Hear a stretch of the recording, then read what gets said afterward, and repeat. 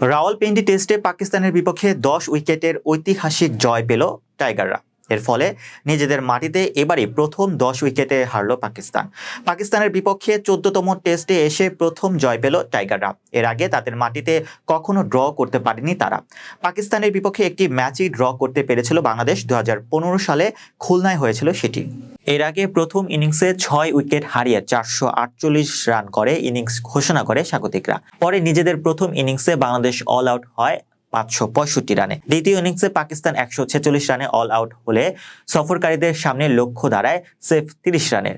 Run তাড়ায় নেমে কোনো উইকেটই হারাতে হয়নি বাংলাদেশকে। দুই ওপেনারই বাংলাদেশকে জয়ের বন্দরে পৌঁছে দেন। সালমান আগাকে সুইপ করে 4 হাঁকিয়ে জয় নিশ্চিত করেন জাকির।